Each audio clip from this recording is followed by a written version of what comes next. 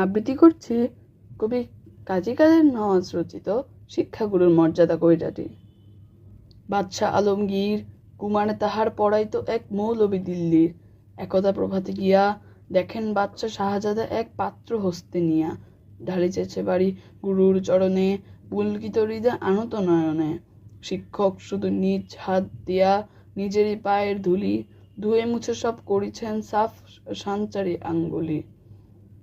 শিক্ষক মৌলবি ভাবিলেন আজি নিস্তার নাহি, যাই বুঝি তার ছবি।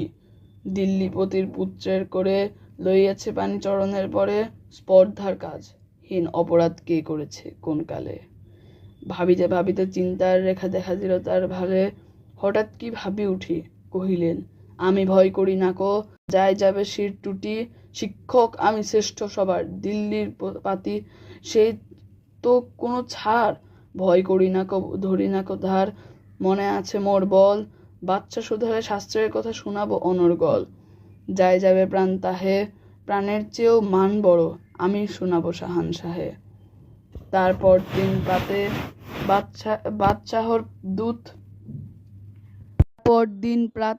বাদশাহর দূত শিক্ষককে ডেকে নিয়ে গেল কেল্লাতে, খাস কামরাতে যাবে। শিক্ষককে ডাকি বাদশাহ কহেন শুনুন জবাব তবে, পুত্র আমার আপনার কাছে সৌজন্য কি কিছু শিখিয়াছে? বরং শিখিয়েছে বেয়াদবি আর গুরুজনের অবহেলা, নহিলে সেদিন দেখিলাম যাহা স্বয়ং সকাল বেলা।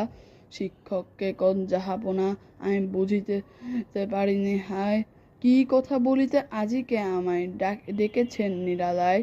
বাদশাহ কহেন সেদিন প্রভাতে দেখিলাম আমি দাঁড়াই তফাতে, নিজের হাত জবে চরণ আপনি করিলেন প্রক্ষালন।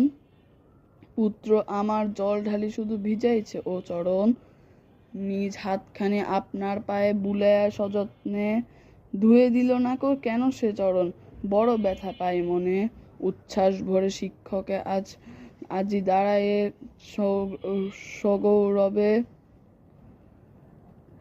দাঁড়ায়ে সগৌরবে, কুর্নিশ করি বাদশাহে তবে কহেন উচ্চ রবে।